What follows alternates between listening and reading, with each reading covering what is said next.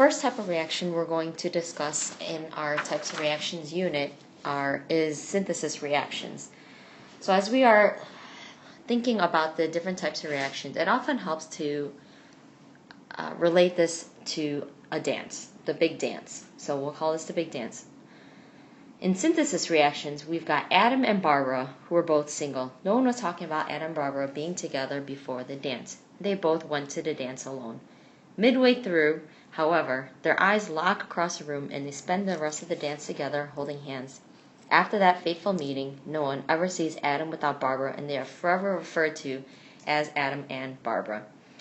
If we represent Adam as A and Barbara as B, we can summarize the event that took place as A reacts with B to produce AB. We've got a new product, a compound being formed from the two reactants. So if we wanted to describe what happens, we've got two or more reactants and it produces one product.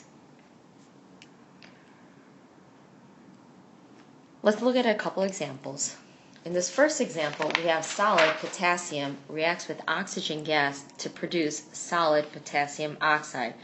So when we're writing a reaction, a synthesis reaction, you want to write the formulas of your reactants and then your products, and then we're going to balance it.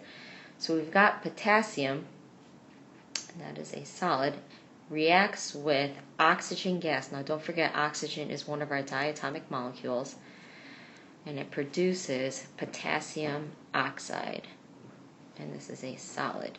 So this is my unbalanced reaction, and then we go and balance it. So we put a 4 here and a 2 there, and this is my balanced synthesis reaction. Let's look at one more example. Solid sulfur reacts with solid calcium to produce solid calcium sulfide. So in this reaction, I've got my sulfur, and it's a solid, and it reacts with calcium to produce calcium sulfide.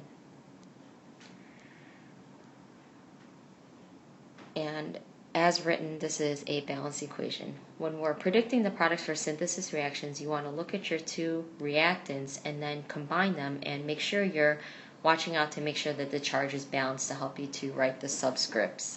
And also keep an eye out for those diatomic molecules. Now you're going to go do the mini lab and then move on to the practice.